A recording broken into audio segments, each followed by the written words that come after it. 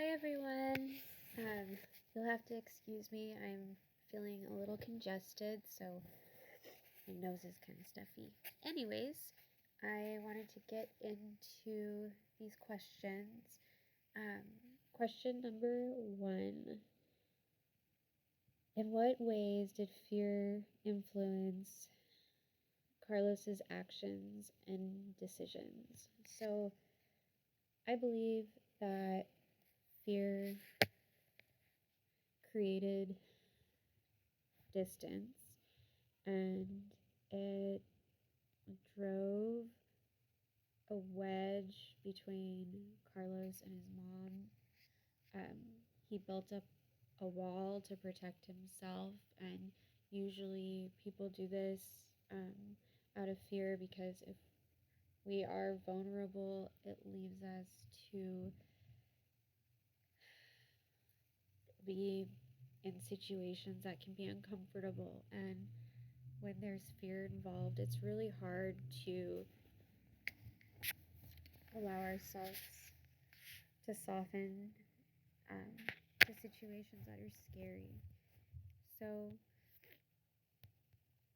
how do you think fear or confrontation or rejection influences people in conflict? I think fear of confrontation comes from a part of not knowing oneself and being disconnected from yourself in that way because of self abandonment, and instead of focusing on your relationship with who you are as a person and knowing yourself and having self awareness, um, most people that aren't self aware are people pleasers. They're hyper fixated on caring for other people, and it's a distraction from actually getting to know who they are, because we need to be able to know who we are, what we like, what we dislike, and voice and be assertive. If we don't have that information, then we tend to people please, we tend to pacify, we tend to follow the crowd and do what other people want us to do. And so we become incredibly passive in that way, and trying to avoid conflict. And I think rejection influences people in conflict because they're once again afraid of speaking up and having needs. They feel like if they have needs, then that could somehow create a conflict for other people. And if you don't know how to communicate properly, then that could be really intimidating to achieve. Unspoken words and regret. So, what were some of the unintended consequences of Carlos's silence and distance? I think one of the unintended consequences of silence and distance in Carlos's situation was the loss of time that he had, not only with his mom, but with his sisters. And it's definitely relatable.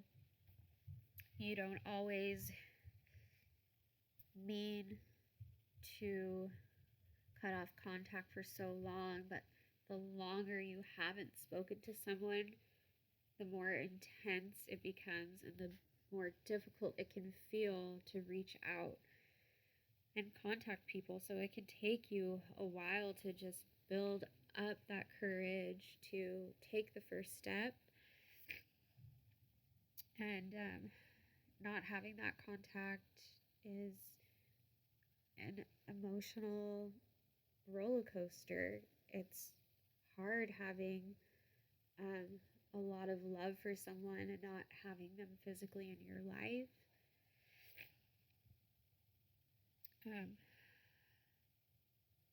Why do people often realize the impact of unspoken words too late?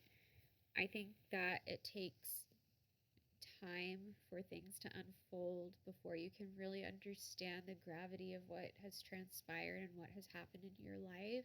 I don't think it's something that immediately happens. I think that it is gradual and other things take place before a person is fully aware of the damage that has been done.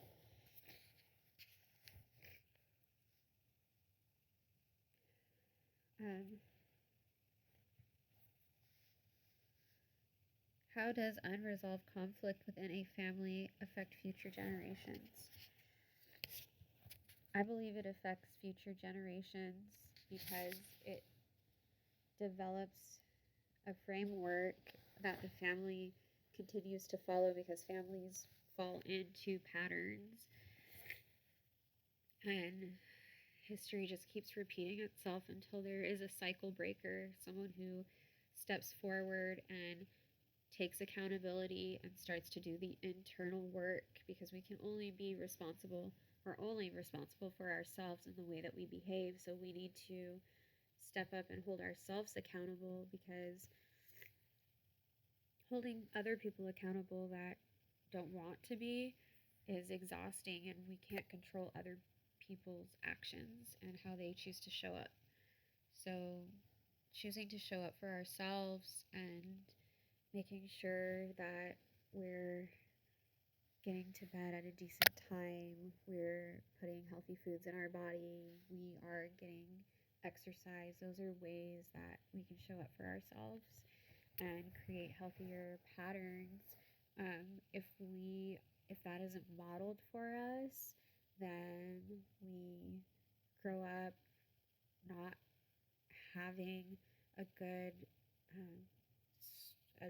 um, example and a source to kind of attach to, so it really messes with our attachment. I think it affects future generations because there tends to be a lack of connection to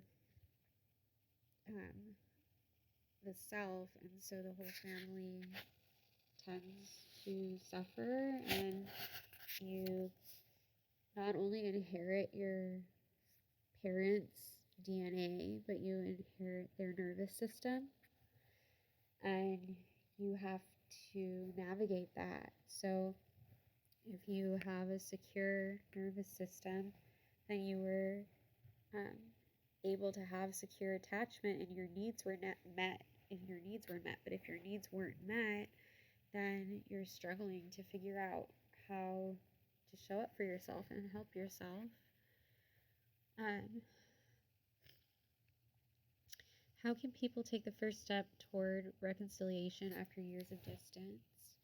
So I believe that taking the first step is having the courage and making peace within yourself with the time that has been lost, and knowing that you can always start again, and you can offer an olive branch, you can offer a fresh start, and make it known to the other person in a kind way that you want to have contact with them and that you are sorry. So I feel like repairing is a major part of healing and reconnecting with someone where contact has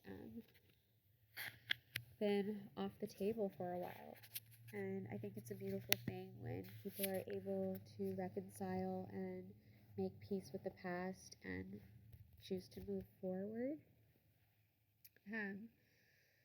Thank you so much for watching my video, and I look forward to watching yours, and I also look forward to your feedback. I'm sorry I'm so congested.